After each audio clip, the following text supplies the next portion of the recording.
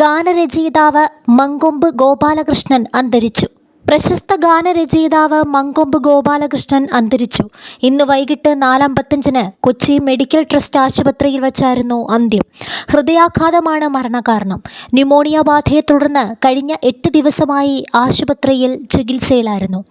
200 സിനിമകളിൽ 700-ലധികം പാട്ടുകൾ അദ്ദേഹം എഴുതിയിട്ടുണ്ട്. ബാഹുബലിയടക്കം മൊഴിമാറ്റ ചിത്രങ്ങളുടെ സംഭാഷണവും തിരക്കഥയും നിർവഹിച്ചിട്ടുണ്ട്. സംവിധായകൻ ഹരിഹരന് വേണ്ടിയായിരുന്നു മങ്കൊമ്പ് ഗോപാലകൃഷ്ണൻ ഏറ്റവും കൂടുതൽ ഗാനങ്ങൾ രചിച്ചത്. അദ്ദേഹത്തിൻ്റെ വരികൾക്ക് ഏറ്റവും കൂടുതൽ തവണ ഈണം പകർന്നത് MS വിശ്വനാഥനായിരുന്നു. മാത്രമല്ല 10ഓളം ചിത്രങ്ങൾക്ക് കഥയും തിരക്കഥയും രചിച്ചിട്ടുണ്ട്. 200 ചിത്രങ്ങൾ മലയാളത്തിലേക്ക് മൊഴിമാറ്റിയത് മങ്കൊമ്പ് ഗോപാലകൃഷ്ണനാണ്. MA ബിരുദധാരിയായ മങ്കൊമ്പ് ഗോപാലകൃഷ്ണൻ വിമോചന സമരം എന്ന ചിത്രത്തിലൂടെ വയലാർ, P ഭാസ്കരൻ, PN ദേവ് എന്നിവരോടൊപ്പം ഗാനമെഴുതിക്കൊണ്ടാണ് മലയാള ചലച്ചിത്ര ഗാനരംഗത്തേക്ക് പ്രവേശിച്ചത്.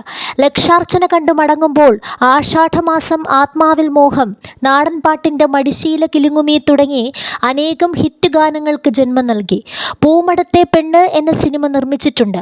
മദ്രാസിൽ നിന്ന് പ്രസിദ്ധീകരിച്ചിരുന്ന അന്വേഷണം മാസികയുടെ പത്രാധിപരായും അദ്ദേഹം കുറച്ചുനാൾ പ്രവർത്തിച്ചിരുന്നു. ഇളം മഞ്ഞിൻ കുളിരുമായി, ത്രയംബകം വില്ലൊടിഞ്ഞു, ഇവിടമാണ് ഈശ്വര സന്നിധാനം, ഇന്ദ്രനീലം ചൊരിയും, പത്മതീർത്ഥക്കരയിൽ തുടങ്ങിയവയെല്ലാം അദ്ദേഹത്തിൻ്റെ പ്രശസ്തമായ ഗാനങ്ങളാണ്.